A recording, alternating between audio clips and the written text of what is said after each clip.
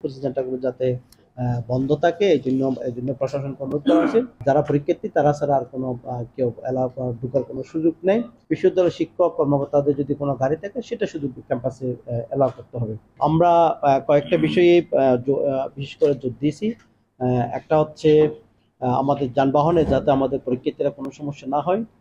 আমরা সোনাপুর অথবা নোয়াখালী শহর থেকে আমাদের বিশ্ববিদ্যালয়ের অধীন যেহেতু বিশ্ববিদ্যালয় বন্ধ থাকবে, শিক্ষার্থীদের বাসগুলি শাটল বাস হিসেবে কাজ করবে, যাতে শিক্ষার্থীরা যারা পরীক্ষিত আসবে, যাদের অভিভাবকরা আসবে, তারা যাতে এখানে কাজ আসতে পারে বিনা খরচে।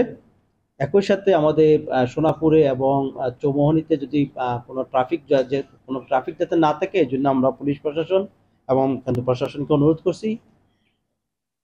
একই সাথে যেহেতু অনেক শিক্ষার্থী রাত্রে শহরে থাকবে, বিশেষ করে হোটেলগুলোতে যাতে অতিরিক্ত ভাড়া নিতে না পারে, এজন্য আমরা প্রশাসনকে রিকোয়েস্ট করেছি কোচিং সেন্টারগুলো যাতে আগামীকাল এবং পরশু যদি ভর্তি কোচিং থাকে, কোচিং সেন্টারগুলো যাতে বন্ধ থাকে, এই জন্য প্রশাসনকে অনুরোধ করা হয়েছে। পল্লী বিদ্যুতের লোকজন আসছিলেন, তারা নিরবচ্ছিন্ন বিদ্যুৎ সরবরাহ দিবেন এই নিশ্চয়তা দিয়েছে। তারপরেও যদি কোনো কারণে প্রবলেম হয় আমরা বিকল্প ব্যবস্থা করে রাখবো। আর অভিভাবকদের জন্য আমাদের প্রক্টোরিয়াল টিমের পক্ষ থেকে অভিভাবকদের জন্য অডিটোরিয়াম এবং তার পাশাপাশি জায়গায় প্যান্ডেল করা হয়েছে। কোনো কারণে যদি বৃষ্টি হয় সেখানে তারপর দেওয়া হবে, আগে থাকতেই থাকবে। এবং আরো বিভিন্ন কোম্পানি যেটা হামদর্দ ফ্রি শরবত, যেটা ব্যাংকের একটা বুথ ওখানে আছে, যেহেতু ছাত্ররা যদি শিক্ষার্থীরা যদি তারা কন্টিনিউয়াস কফি দিবে অভিভাবক সহ অন্যান্যদেরকে। পরীক্ষার হলে হচ্ছে শিক্ষার্থী ছাড়া যারা পরীক্ষার্থী তারা ছাড়া আর কোনো কেউ ঢোকার কোনো সুযোগ নেই। আর মেডিকেল সেন্টারে একটা বুথ থাকবে, যাতে কেউ যদি হঠাৎ অসুস্থ হয়ে যায় বা কোনো কিছু হয়, ডাক্তার সহ ভিজিলেন্স টিম এবং অ্যাম্বুলেন্স টিম থাকবে। এর সাথে আমাদের পুলিশ প্রশাসন বিভিন্ন জায়গায় থাকবে এবং গোয়েন্দা পুলিশ অন্যান্য জায়গায়। আমরা পার্কিং এর জন্য নোয়া আবাসিক এলাকার এই জায়গাটাতে যারা অভিভাবকরা আসবেন বা শিক্ষার্থীরা আসবেন, তারা যদি গাড়ি নিয়ে আসে তাহলে ওই এলাকায় আমাদের বিএনসিসি ভলান্টিয়ার সহ অন্যরা থাকবে, যাতে ওই এলাকায় পার্কিং করে বিশ্ববিদ্যালয়ের শিক্ষক কর্মকর্তাদের যদি কোনো গাড়ি থাকে সেটা শুধু ক্যাম্পাসে এলাও করতে হবে। এই হচ্ছে আমাদের দিক থেকে একটা প্রস্তুতি। আমরা আশা করব আমরা সবাই মিলে বিশ্ববিদ্যালয়ের ভর্তি পরীক্ষাটা সুন্দরভাবে নিতে পারবো। এবং আপনারা যারা সাংবাদিক হিসেবে কাজ করেন তাদেরও একটা দায়িত্ব আছে এই বিষয়গুলি মানুষের কাছে প্রচার করার জন্য, যে আমরা সর্বাত্মক সহযোগিতা চাই নোয়াখালীবাসীদের কাছ থেকে, এবং আমাদের বিশ্ববিদ্যালয়ের বিভিন্ন স্টেক হোল্ডার যারা আছেন তারা যাতে এখানে আসে নিরবচ্ছিন্নভাবে পরীক্ষা দিতে পারেন এবং কোনো সমস্যার মধ্যে না পড়েন। এরপরেও যদি কোনো জরুরি কিছু থাকে, আমরা বিশ্ববিদ্যালয় প্রশাসন যারা আছি এবং একই সাথে প্রক্টোরিয়াল টিম সহ অন্যান্য যারা আছি তাদের দিক থেকে সর্বাত্মক সহযোগিতা সবসময় থাকবে। এই হচ্ছে আমার দিক থেকে ভর্তি পরীক্ষা নিয়ে একটু ব্রিফ। এর বাইরেও আপনারা জানেন যে আমরা রিসেন্টলি আমি গত 11ই এপ্রিল তুরস্কে বিভিন্ন বিশ্ববিদ্যালয়ের সাথে এমইউ করার জন্য নোয়াখালী বিজ্ঞান ও প্রযুক্তি বিশ্ববিদ্যালয়ের সাথে তুরস্কে গেছিলাম।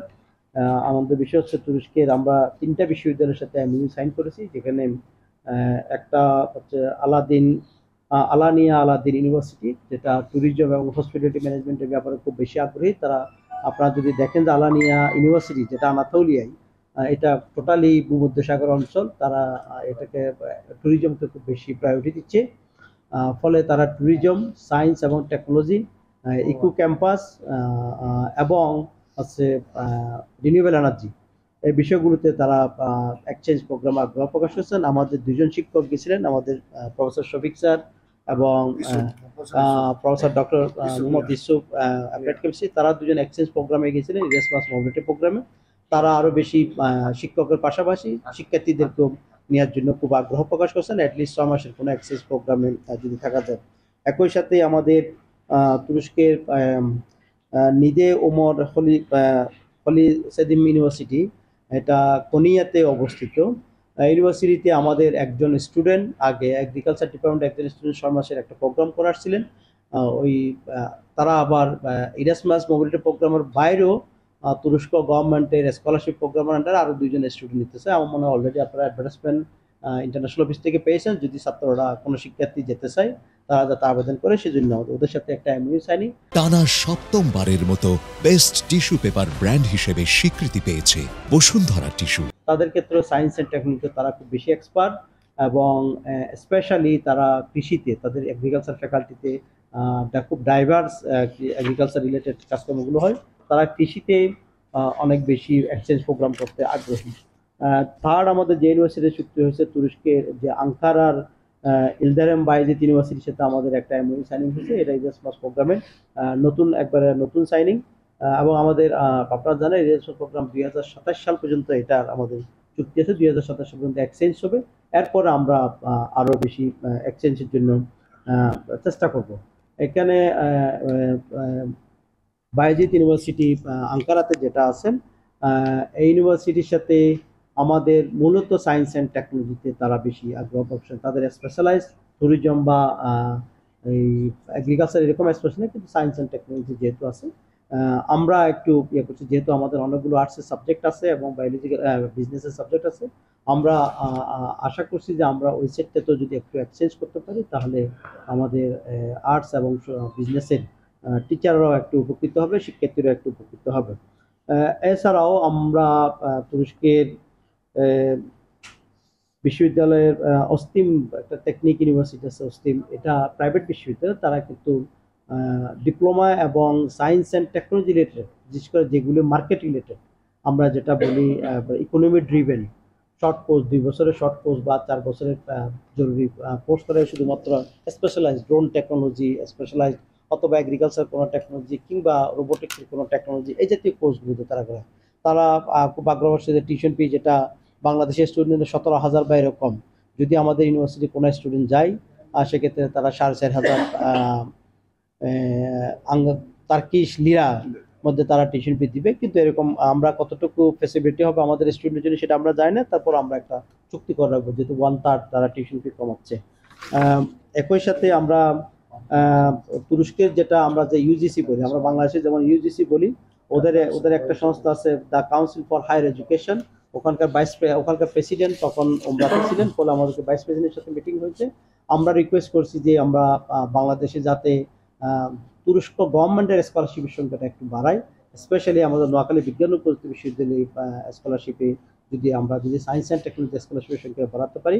উনি কয়েকটা ইউনিভার্সিটির কথা একটু জোর দিয়ে বলছেন, যদি এদের সাথে চুক্তি করি ইরাসমাস প্রোগ্রামের বাইরেও আমরা হয়তো আরও কয়েকটার সাথে। এবং তুরস্কের তেজারাত বিশ্ববিদ্যালয়ে একটা ইন্টারন্যাশনাল কনফারেন্স ছিল বাংলাদেশ স্টাস নিয়ে। ওখানে তুরস্কের প্রেসিডেন্ট এরদোগানের সাবেক উপদেষ্টা এবং কয়েকজন মেম্বার অফ পার্লামেন্ট এবং বাংলাদেশ আমার দেশ পত্রিকার সম্পাদক মাহমুদুর রহমান সহ অনেকেই উপস্থিত ছিলেন।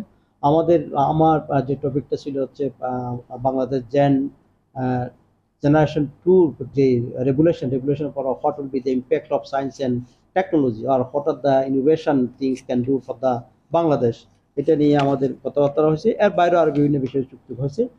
আশা করি এই সফরের মধ্যে দিয়ে আমাদের বিশ্ববিদ্যালয়ের ইন্টারন্যাশনাল কোলাবোরেশনটা আরও বৃদ্ধি পাবে, এবং আমরা আশা করতেছি আগামী মাসে হয়তো চাইনিজ 2-3টা ইউনিভার্সিটির সাথে আমাদের প্রফেসর মহোদয় কয়েকটা এমওইউ সাইনিং করবেন।